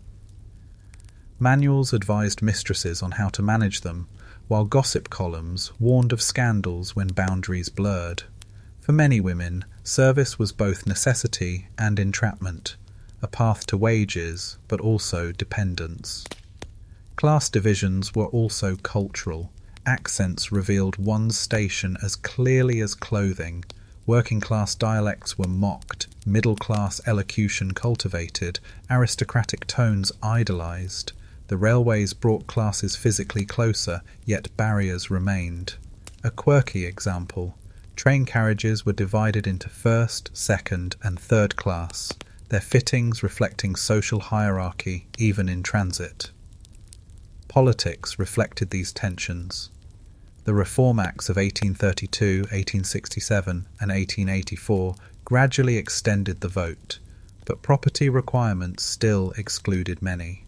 Chartists demanded universal male suffrage, secret ballots, and fair representation, staging vast petitions and rallies. Though dismissed at first, their demands foreshadowed democratic reforms yet to come. Scholars still debate whether the Victorian state yielded to popular pressure reluctantly or inevitably, pushed by the logic of industrial society. And yet, class was not a simple ladder. It was a labyrinth of mobility and contradiction. Some families rose in fortune within a generation, others fell from wealth to obscurity. Respectability could be borrowed, manners learned, debts hidden. The age prided itself on moral clarity, yet lived amid blurred lines. Aristocrats married heiresses of trade, workers aspired to gentility, and the middle class anxiously policed its own boundaries. In this interplay of privilege and poverty, aspiration and anxiety, we see the heart of Victorian society.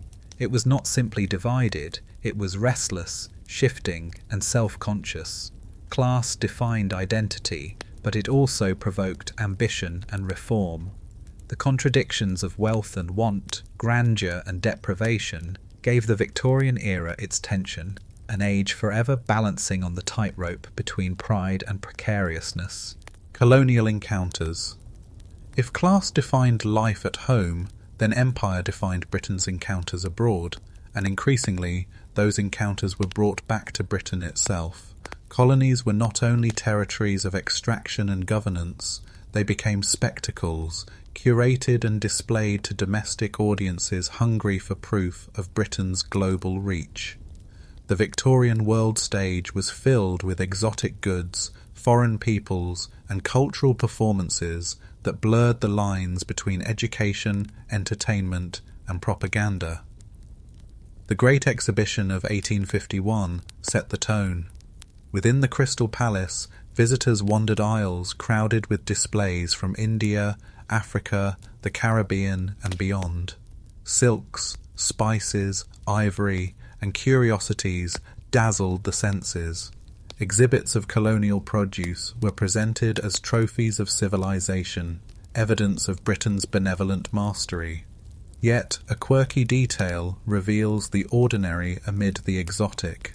Many visitors were just as fascinated by familiar objects, textiles, machinery, even soap, repackaged as emblems of national power.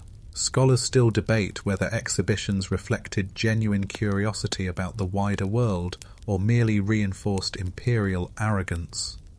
Museums became central to this process. The British Museum and the South Kensington Museum, later the Victoria and Albert, filled their halls with artefacts acquired through conquest, trade, or donation. Egyptian mummies, Greek marbles, Indian sculptures, all were displayed under the assumption that Britain was the rightful steward of world heritage. For visitors, these collections offered both education and spectacle.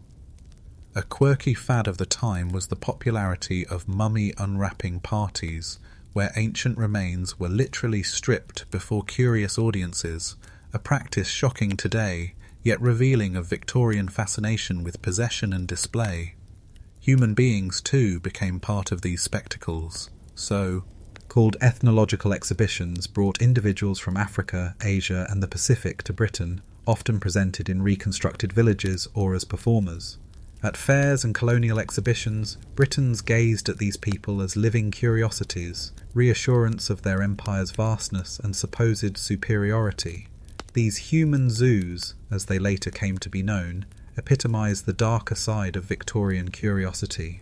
Scholars still debate whether audiences viewed them as education, exploitation, or both, but their popularity underscores the entanglement of empire with everyday leisure. Literature and journalism amplified these encounters.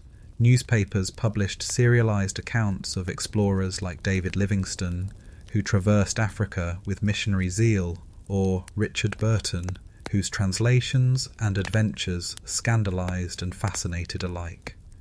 Popular magazines carried travelogues and illustrations of distant lands, turning imperial geography into bedtime stories. Children grew up tracing maps inked in British red, their imaginations filled with tales of savages to be civilized, treasures to be claimed, lands to be ruled. Not all encounters were triumphalist. Colonial exhibitions sometimes highlighted resistance. Accounts of the Indian Rebellion of 1857 or the Zulu War of 1879 filtered back home as both threat and thrill. Missionary reports described hardship, danger, and cultural barriers. Yet even these narratives reinforced Britain's sense of destiny. If challenges existed, they merely proved the righteousness of perseverance. A quirky but telling example lies in food. The Empire introduced Britons to curry, tea blends, and chutneys, which filtered into middle-class dining rooms. Cookbooks began to include Anglo-Indian recipes, while advertisements boasted of colonial flavours. Everyday meals thus became tiny encounters with empire, reminders of global reach consumed at the hearth. Scholars still debate whether these encounters fostered genuine cultural exchange or entrenched stereotypes. Certainly they fueled curiosity, but often through distortion. Colonies were simplified into spectacles, peoples into caricatures. Yet through these encounters, empire became intimate. It was not just maps and governors, but objects on mantelpieces, flavours in kitchens, artefacts in museums, and performers in exhibition halls. In this way, colonial encounters were less distant than they seemed. They shaped how Victorians saw the world and themselves, feeding pride, curiosity, and prejudice in equal measure. Through display and possession, the empire was woven into daily life, at once a source of wonder, profit, and unease, a mirror of Britain's ambition and its blind spots, technology of progress. If empire expanded Britain's horizons, technology transformed its sense of time, distance, and possibility. The Victorian era was a crucible of invention, where scientific insight and engineering ambition fused to reshape daily life. Progress was no longer abstract. It was tangible, visible in the locomotives thundering across landscapes, the cables stretching under seas, the cameras capturing fleeting moments. Technology did not simply serve industry, it became a symbol of modern identity.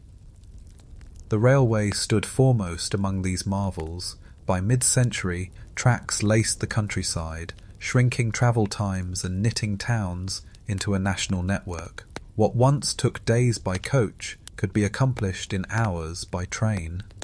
Excursion trips to seaside resorts became affordable, while goods sped from factory to market with unprecedented efficiency. A quirky anecdote captures the cultural shift. Some Victorians initially feared that travelling at 30 miles per hour might suffocate passengers, their lungs unable to withstand such speed. Yet soon the whistle of locomotives became the anthem of modernity. Scholars still debate whether railways primarily democratised travel or deepened inequalities by reinforcing class divisions in carriages. The telegraph added a new dimension. With wires strung across continents and under oceans, news that once took weeks could now arrive in hours. The first successful transatlantic cable in 1866 was hailed as a wonder, binding Britain and America in near-instant communication. For Victorians, the telegraph seemed almost supernatural, a machine that transmitted thought through lightning. Newspapers gained immediacy, diplomacy quickened, and commerce thrived. Yet critics worried about information overload, an anxiety surprisingly modern. Photography offered another revolution, invented in the 1830s and popularised through the daguerreotype. It captured faces, streets, and landscapes with uncanny fidelity. For the first time, families of modest means could own portraits, replacing costly painted likenesses. Photographers documented wars, cities, and colonial encounters, turning memory into image. A quirky Victorian habit was the production of carte de visite, small photographic calling cards exchanged among friends and collected in albums, a forerunner of today's social media profiles. Scholars still debate whether photography democratized memory or commodified it, turning intimate moments into consumable objects. Other inventions reshaped daily rhythms. Gas lighting and later electricity illuminated streets and homes, extending leisure into the night. The typewriter standardized office work, giving rise to a new class of clerks and typists. Sewing machines transformed domestic labor and textile industries alike.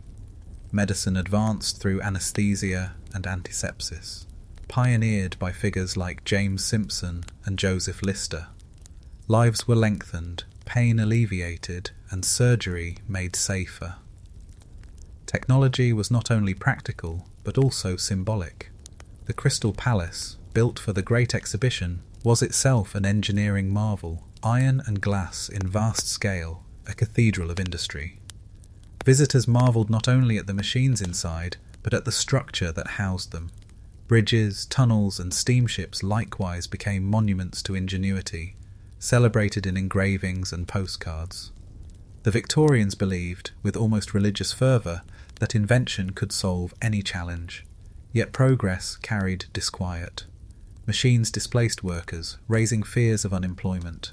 Telegraphs spread rumours as quickly as truths. Trains brought accidents, and photography sometimes revealed unflattering realities. Scholars still debate whether Victorian technology was embraced uncritically or whether beneath the celebration lay deep unease. Certainly, the Gothic anxieties of novels like Frankenstein, still widely read, hinted at fears of invention unchained. Nevertheless, the legacy of Victorian technology was profound. It altered perceptions of time, making the world seem faster, of space, making it seem smaller, and of memory, making it more permanent. Progress was not merely a backdrop, it was lived, seen, and heard daily.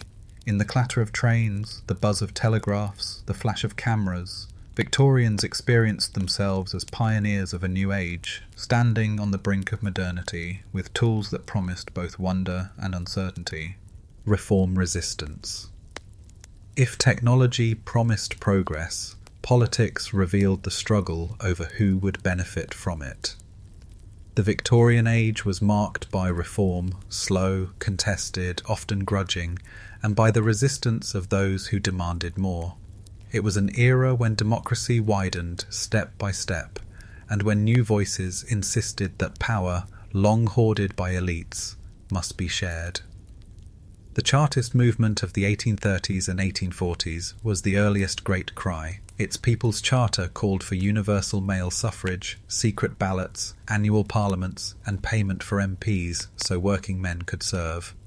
Mass petitions were delivered to Parliament, some with millions of signatures. Rallies filled fields and halls with banners proclaiming, "Peaceably if we may, forcibly if we must." Quirky reports tell of families stitching signatures onto rolls of cloth when paper ran short. Though Parliament rejected the petitions, Chartism left a mark, keeping democratic aspirations alive. Scholars still debate whether Chartism was a failure in its immediate goals, or a seedbed for later reform. Gradual changes followed. The Reform Acts of 1867 and 1884 expanded the franchise to millions of working men, though women remained excluded. Redistribution of seats reduced rotten boroughs, while secret ballots curbed corruption. The expansion of political clubs, newspapers, and trade unions gave ordinary people new tools of organisation. Politics, once the preserve of aristocrats, became a national conversation. Women, though denied the vote, were far from silent. Suffragist groups like the National Society for Women's Suffrage formed in the 1860s, led by figures such as Lydia Becker. They petitioned, campaigned, and published, insisting that moral authority must be matched with political power. The movement was still in its infancy, but its momentum was undeniable. A quirky anecdote illustrates the persistence. Home women paid taxes on property they owned, then sent in protest notes with their payments. No taxation without representation. Scholars still debate whether Victorian suffragists softened the ground for their militant Edwardian successors, or whether their gentler tactics delayed more forceful action. Workers organised as well. Trade unions gained strength, no longer confined to skilled artisans, but spreading to broader ranks. Strikes erupted, demanding fair wages and hours. The Match Girls strike of 1888, led by young women in London's match factories, drew attention to dangerous working conditions and won concessions. Their courage, celebrated in newspapers, challenged stereotypes of passive female labourers. Resistance was not confined to Britain. In Ireland, agitation for Home Rule grew louder, spurred by grievances over land and governance.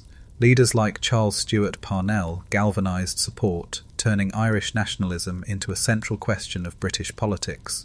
Resistance in colonies, from India to Africa, also shook imperial confidence, though such voices were often silenced or dismissed at home. Religion and reform intertwined.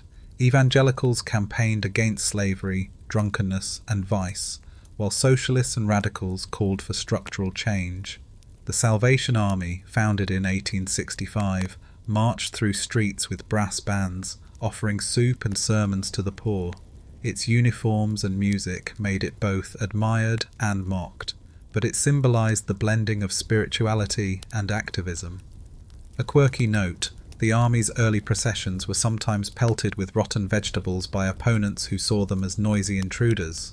Scholars still debate whether Victorian reforms were generous concessions from above or hard-won victories from below. The truth lies in both. Elites yielded only under pressure, but once change came, it was folded into a narrative of progress. By 1901, Britain was more democratic, more literate, and more organised than in 1837. Yet the struggles of Chartists, suffragists and strikers remind us that reform was never inevitable. It was wrestled, argued, and sometimes fought into existence. The Victorian era thus reveals politics not as a backdrop but as a living drama.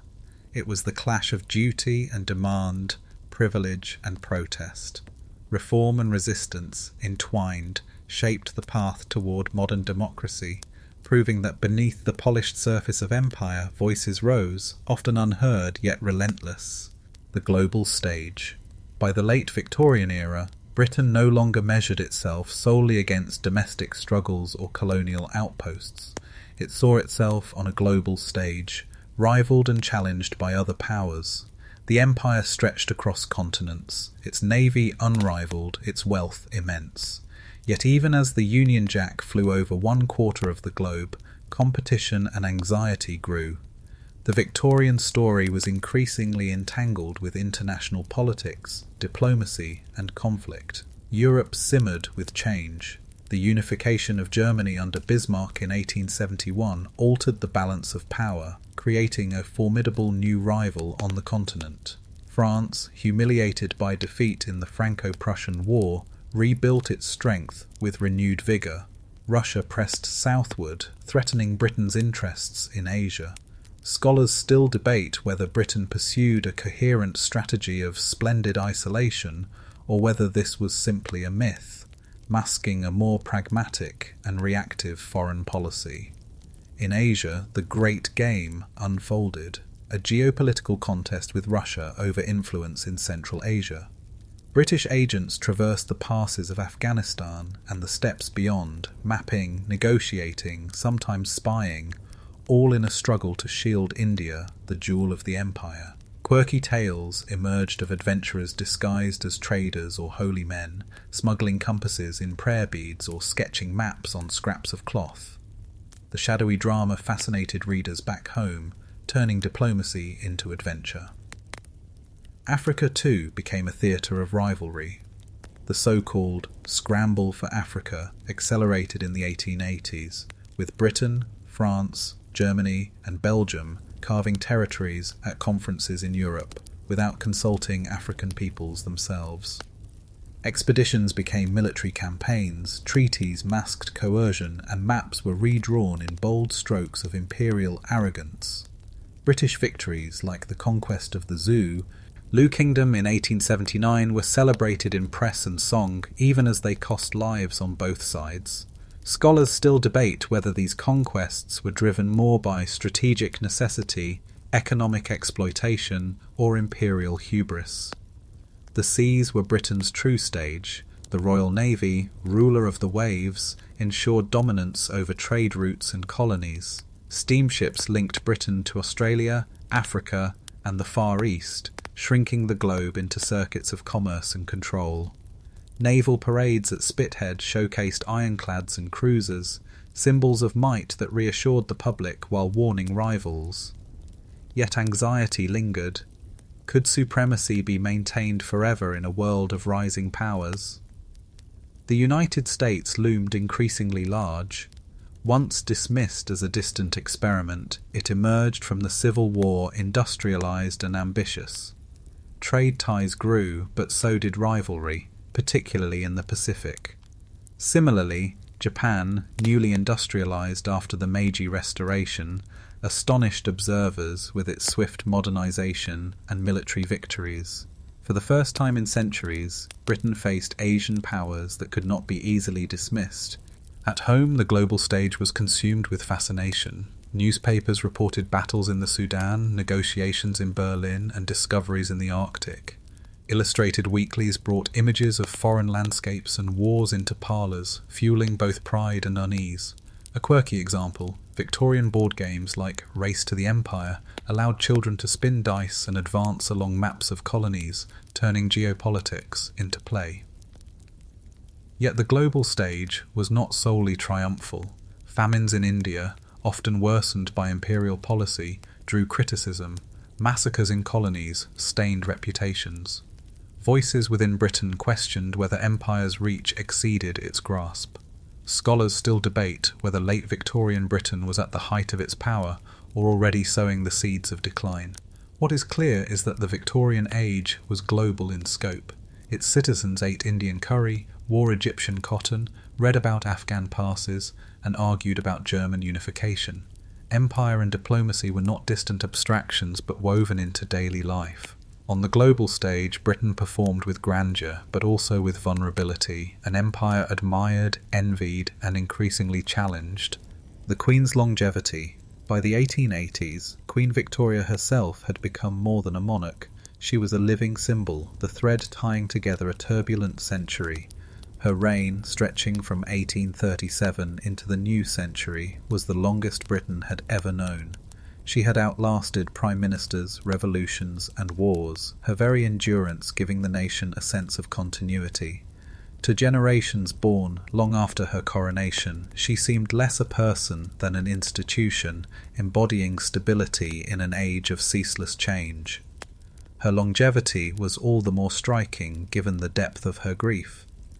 After Albert's death in 1861, she withdrew from public life, retreating to Balmoral or Osborne House, draped in mourning black.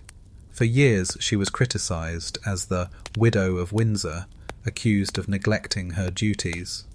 Yet, in time, her image shifted. Rather than weakness, her mourning came to symbolise constancy, a woman faithful to love and memory. A quirky detail reveals how her mourning became ritualised. She insisted Albert's rooms be kept ready as if he might return at any moment, with fresh clothes laid out daily. Scholars still debate whether her seclusion weakened the monarchy or preserved its mystique by elevating her into a figure above ordinary politics.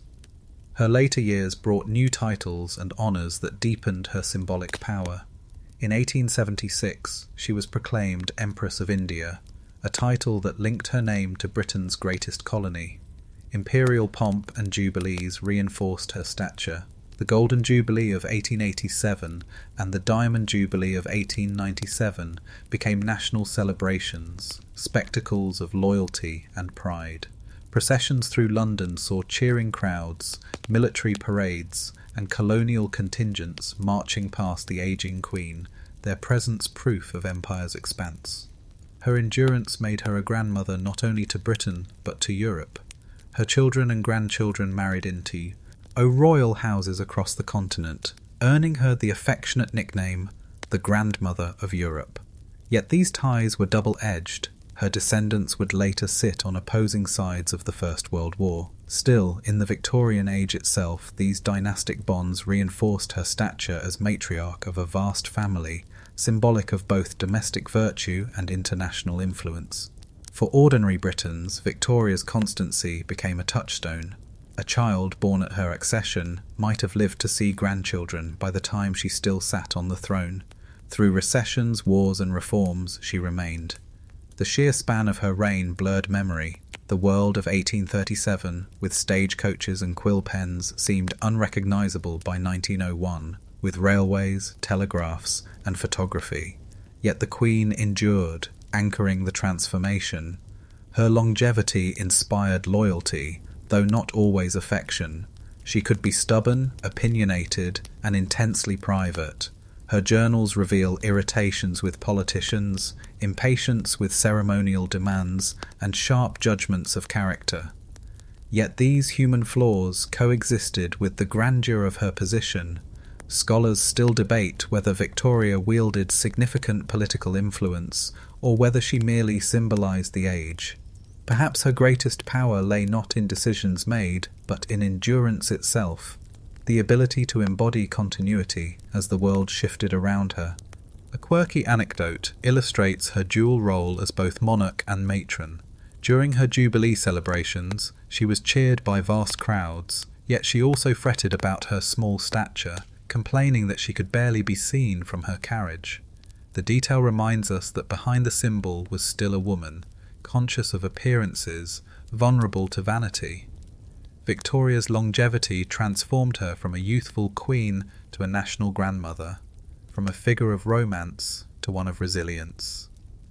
In her endurance, Victorians found reassurance, a sense that amid upheaval, something permanent remained. She was less a ruler than a mirror of her age, its virtues, its contradictions, its grandeur, and its grief, all contained in one long life. Fin de siècle shadows. As the 19th century waned, so too did the certainties that had once sustained the Victorian world. The phrase fin de siècle, the end of the century, captured both anxiety and exhilaration. Beneath the jubilant Diamond Jubilee of 1897, when Victoria was paraded as Empress of India, a darker mood crept into literature, art, and politics. The future felt uncertain, the old certainties fragile, as Victorians contemplated what might replace the world they had built. Decadence became both fascination and fear. Writers like Oscar Wilde embodied this mood, celebrating beauty, artifice, and rebellion against moral strictures. His novel, The Picture of Dorian Gray, explored corruption hidden beneath charm, echoing themes of secrecy and hypocrisy that haunted the age. Wilde's eventual trial and imprisonment for gross indecency exposed society's tensions, fascination with transgression, coupled with ruthless punishment. Scholars still debate whether decadence was a fringe phenomenon or a mirror of deeper cultural unease. Art, too, reflected twilight tones. The aesthetic movement declared art for art's sake, rejecting moral didacticism for beauty alone. Painters like Aubrey Beardsley drew sinuous, provocative images, their black and white designs unsettling in their elegance. Meanwhile, Gothic revival architecture adorned churches and houses, a nostalgic reach for stability in an age of doubt. Quirky details reveal the contradictions. Some Victorians collected Japanese prints or embraced symbolist poetry while still filling parlours with respectable portraits and Bible verses. Science and technology continued to advance, yet rather than inspire only confidence, they stirred dread. The discovery of X-rays and radioactivity hinted at unseen forces, powerful but uncanny. Literature responded with tales of monsters and madness. H.G. Wells's The War of Thor. Ewald's imagined invasion and annihilation, while Bram Stoker's Dracula conjured fears of foreign contagion and sexual transgression. These stories spoke to anxieties about empire, gender, and degeneration, fears that the triumphs of progress might conceal decline. Scholars still debate whether such literature was mere entertainment or coded critique of imperial and social fragility. Politically, cracks showed in the imperial facade. The Boer War, begun in 1899, proved far more difficult than expected, with British forces facing stubborn guerrilla resistance in South Africa. Reports of concentration camps where Boer civilians suffered appallingly shocked even loyalists at home. The war revealed that empire was not always glorious conquest, but could be brutal and morally compromising. At home, social tensions deepened. Urban poverty remained stark despite reform. Slums lingered in the shadows of progress. The labour movement grew restless, while suffragists pressed harder for votes. Immigration, particularly from Eastern Europe, stirred xenophobia in cities. Quirky anecdotes from the press reveal contradictory moods. On one page, readers marvelled at the latest motor car. On the next, they fretted about degeneration, crime, or the erosion of traditional values. The very language of decline became fashionable. Intellectuals debated degeneration, a concept that suggested civilization could decay under the weight of urbanization, vice, or miscegenation. The once celebrated gentleman now seemed vulnerable to corruption, the angel of the house, fragile against shifting gender norms. The fin de siècle was not only an ending, it was a reckoning with the shadows cast by Victorian certainties, yet even in its twilight the age retained grandeur. Jubilees and pageants celebrated empire, science offered dazzling possibilities, literature and art explored new horizons. The mood was ambivalent, pride mingled with doubt, triumph with anxiety. Scholars still debate whether the fin de siècle was a decadent coda to the Victorian symphony or the overture to modernity itself. In these shadows, Victorians glimpsed their own fragility. The age that had prided itself on order and progress found itself haunted by disorder and decay. It was, in its contradictions, entirely Victorian, an ending as complex as the century it closed. The last bow. On January 22nd, 1901, the long reign came to its close. Queen Victoria, who had ascended the throne as a teenager in 1837, died at Osborne House on the Isle of Wight at the age of 81. Around her gathered children and grandchildren, including Kaiser Wilhelm II of Germany, a reminder that her family tree stretched across Europe's royal houses. The event marked not only the passing of a monarch, but the end of an age. Bells tolled, black drapery spread, and across Britain and far beyond its shores, millions paused to mourn the woman who had symbolised their century. Her funeral was a spectacle befitting the empire she had presided over. Soldiers in scarlet marched, naval guns boomed, and processions wound through streets crowded with mourners. Yet it was also deeply personal. The Queen had left instructions for a white funeral, eschewing the heavy black that had long defined her mourning. Placed in her coffin were tokens of love, Albert's dressing gown, a lock of hair from her Scottish servant, John Brown. These intimate details, whispered in memoirs and newspapers, captured the paradox of her life. Public grandeur entwined with private sentiment. Scholars still debate whether Victoria's death was the true end of the Victorian spirit, or whether that spirit lingered into Edwardian times, only shattered by the Great War. The world into which she died was vastly different from the one she inherited. Railways spanned continents, telegraphs circled the globe, photography froze moments in time. Empire had expanded, yet cracks had deepened. Famines in India, rebellion in colonies, unease in Ireland and South Africa. Social reform had widened democracy, yet suffrage for women was still withheld.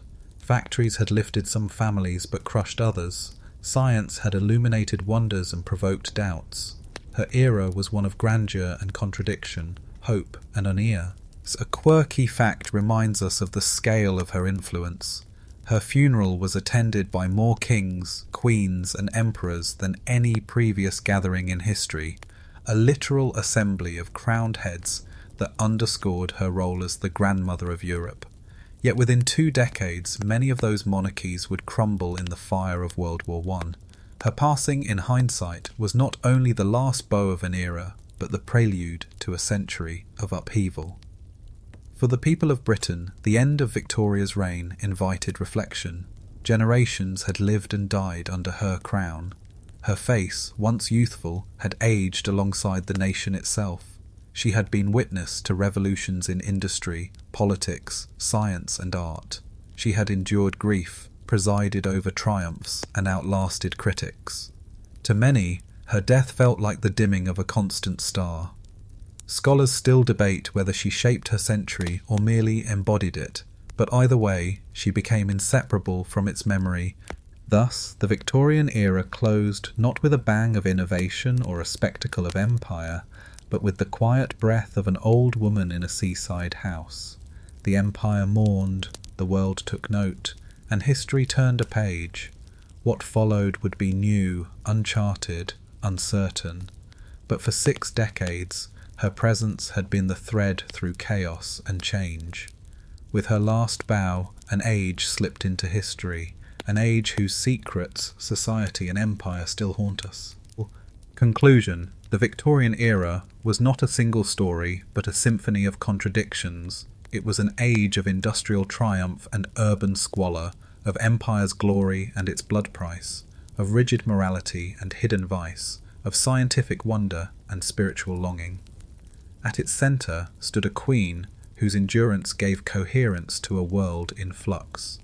Scholars still debate whether the age deserves admiration or critique, but perhaps its power lies in both.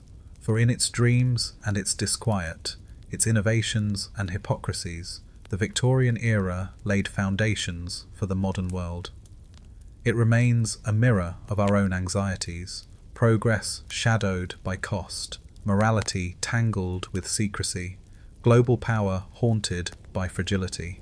And so, in telling its story, we glimpse not only the past but ourselves, still balancing between wonder and doubt, ambition and restraint, as the Victorians once did beneath their coal-smudged skies and their glittering chandeliers.